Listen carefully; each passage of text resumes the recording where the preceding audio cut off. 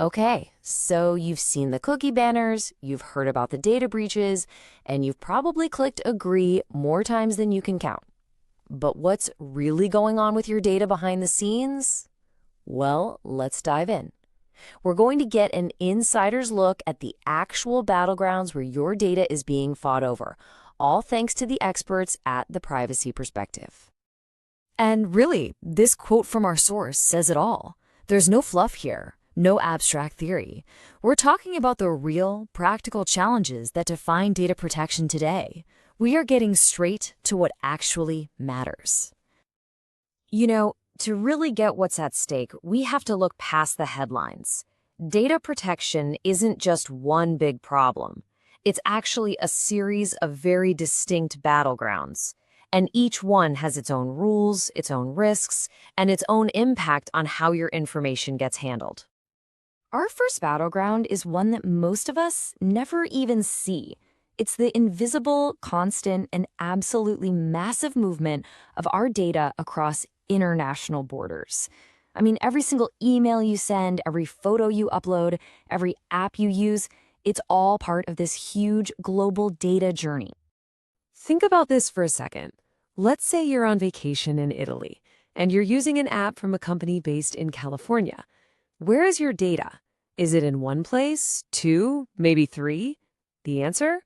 Well, it's complicated. And that's exactly where the first battle begins. And that's the official term for it.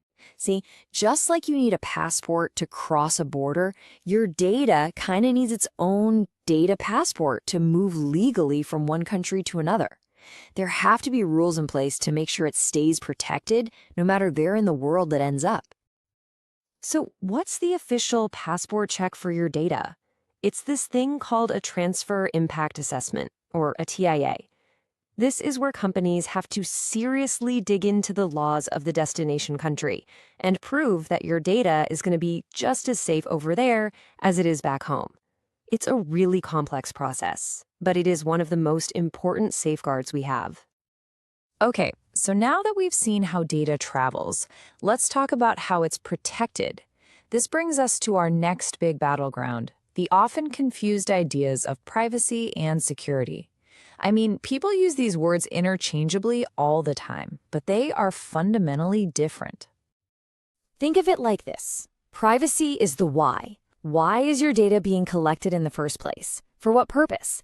And did you actually consent to it? Security, on the other hand, is the how. How is that data protected with stuff like firewalls, encryption, and access controls? And here is the crucial takeaway. You can have a digital Fort Knox, perfect security, but if the data inside was collected without your consent, for some reason you never agreed to, you have zero privacy. But at the same time, you can't have real privacy without security, because all it takes is one single breach to just violate it completely. They have to work together.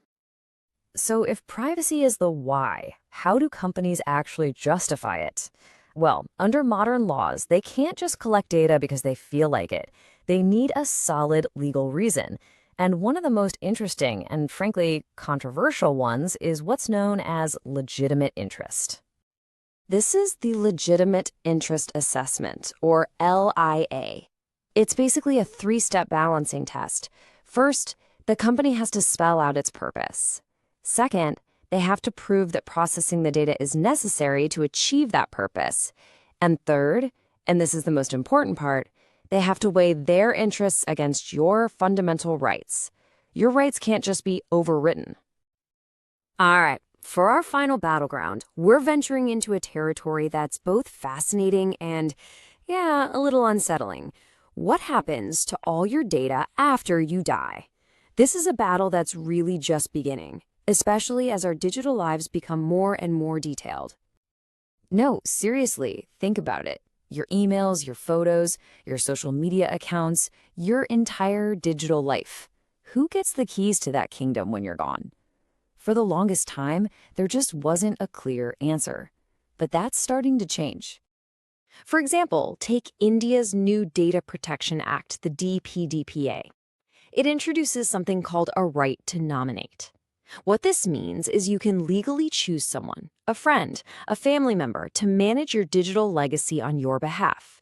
It's a really huge step forward in defining our post-mortem privacy rights. So, what have we learned here? The real battles for your data aren't some abstract concept. They are happening right now in the legal fine print of global data transfers, in that crucial distinction between privacy and security, in the balancing tests that companies use to justify collection, and in the new laws being written to define our rights even after we're gone.